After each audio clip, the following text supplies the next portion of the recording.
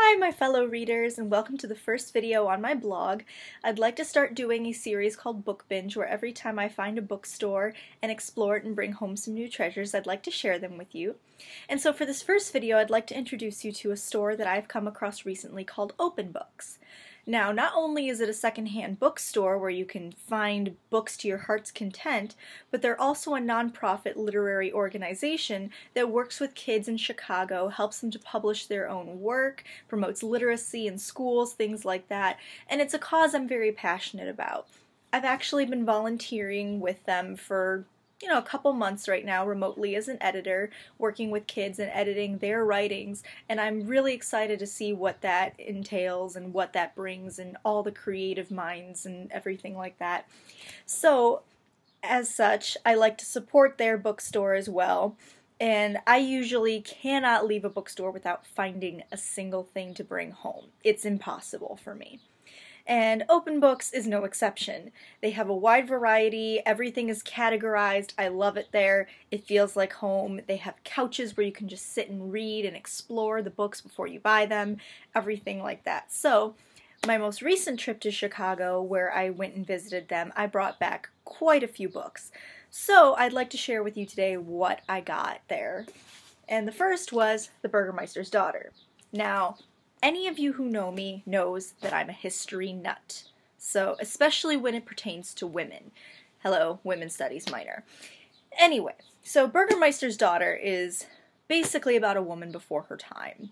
In 16th century Germany, she was all for women's rights, and her father didn't like that so much. So that's all about the court case that it entails. So, second one is History's Greatest Conspiracies. Yes, I'm a conspiracy nut. So, again, with the history, it's kind of interesting to see what theories people come up with for why things happen the way they did, and I actually thought that a collection would be a great place to start, since I really don't have a book about conspiracy theories. Surprising, I know.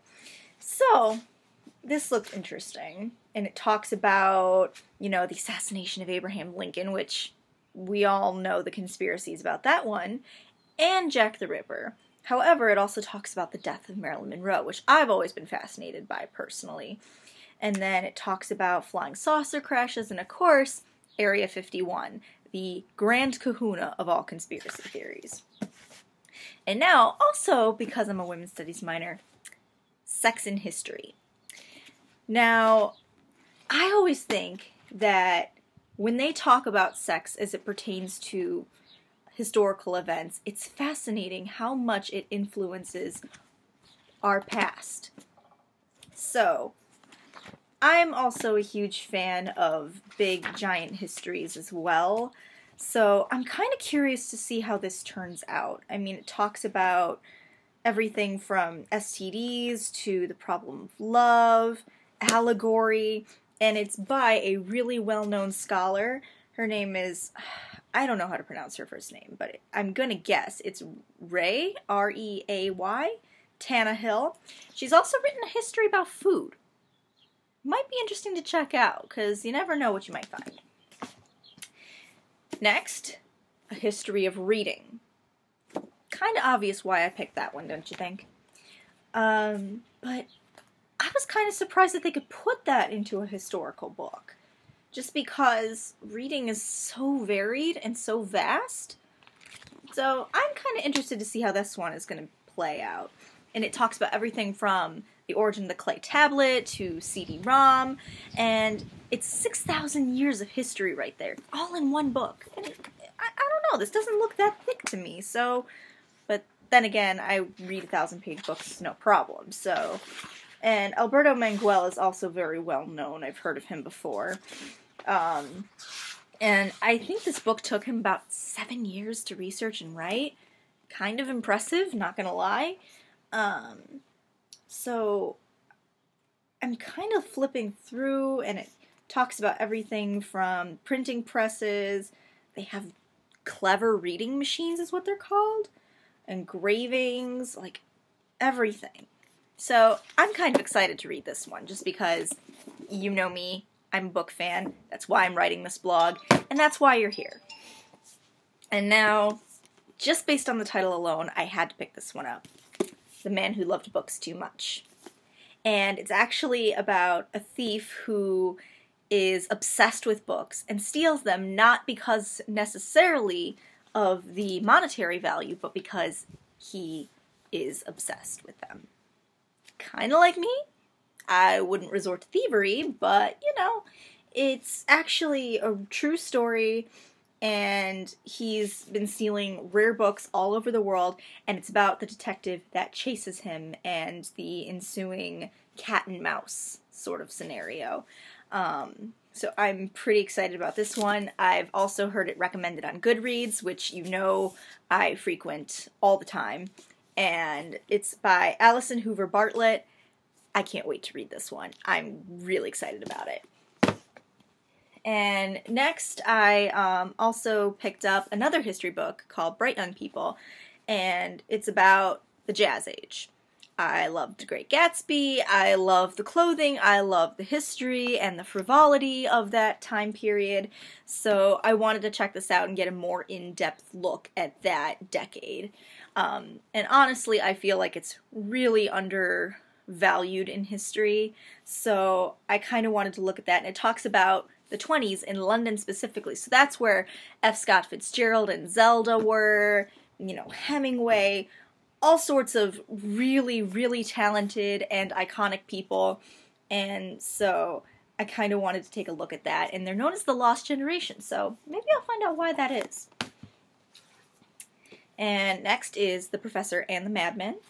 Kind of picked this up just because of the title, it sounded interesting. It is also a national bestseller, so kind of can't go wrong there. It's actually about murder and the making of the Oxford English Dictionary. Wouldn't think the dictionary would be that exciting, but hey, right?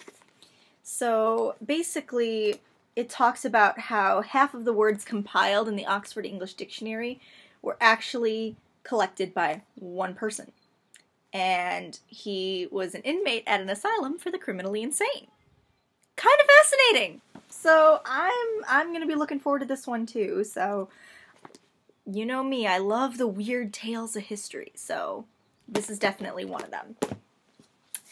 And then, if any of you went to Butler with me, you know that David Sedaris came and visited. So of course, I got naked. Now, wow, I just realized how bad that sounded when I said it, so bear with me. David Sedaris is a very hilarious columnist. I know he's written for tons of really well-known newspapers, and I know he's a playwright on top of it. He's on radio, so this guy has pretty much done a lot. Basically, with this and another book, sorry, I mixed them up. This is Dress Your Family in Corduroy and Denim. This is Naked. I got 2 books by him from here. Very popular. He's hilarious. I got to see this guy in person. I got front row seats. I got to meet him. I basically fell off my seat laughing.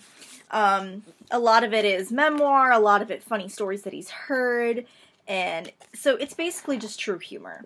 Not necessarily for everybody, because sometimes he has like a dark and morbid sense of humor, so it really depends how outrageous that you like your humor to be.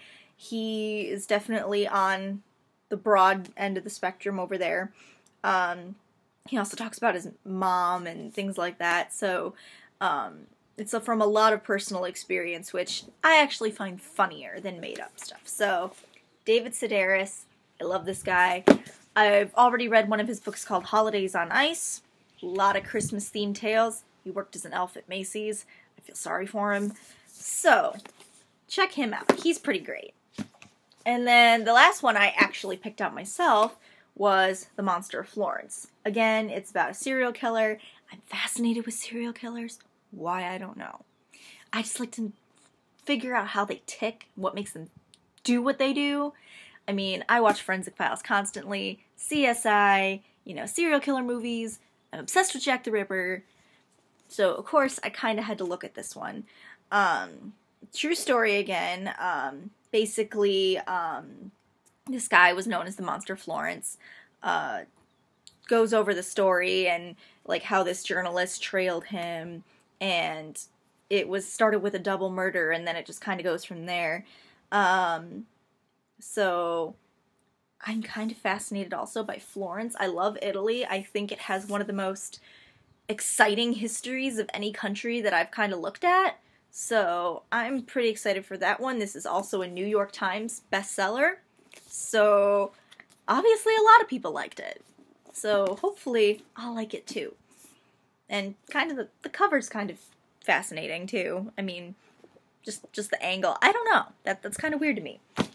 So, another great thing about open books is that every time you spend $25 in their store, you get a free surprise blind date book. They'll wrap them in, basically, I want to say butcher paper is what it is, and you just pick them randomly, and then you get to take it home and find out, surprise, what you got.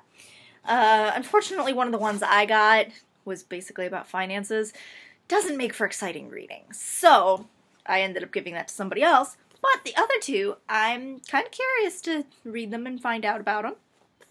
This one I've actually heard of on Goodreads. It's called My Paris Dream, and it's by Kate Betts, and it talks about her time in Paris, and it'll actually teach you some French slang while you're reading it. So not only is it entertaining, and you get to live vicariously through another person, but you also learn a new language as you're going as well. So I'm kind of excited about this. It is an advanced reader's copy, so I might come across some typos, which will probably throw me for a loop. But a lot of the ones that they actually give as blind dates are advanced reader's copies, and I don't necessarily mind them. And so then the final one is also an advanced reader's copy called Whirlwind, and it's about the American Revolution. So I've been fascinated by the American Revolution ever since I went to Colonial Williamsburg.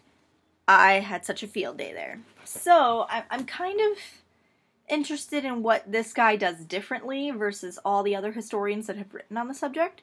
I guess I would compare him with John McCullough, who wrote 1776. So I'm not sure if it focuses more on politics or if it talks about the actual events itself. So who knows? I'm going to dive in and we'll see if it's any good. So that's my first book binge. You're welcome to look at the list below the video, see the list of all the books I got in case you missed one or I spoke too fast, because I tend to do that often. And hopefully I'll be posting more of these soon. These will be added to my reading list eventually, but if you only knew how big my library is, you would know that I have a huge reading list, let alone all the books that I don't own but want to read. But anyway, I hope you enjoyed it, and hopefully I will see you guys in a couple weeks. And until then, happy reading!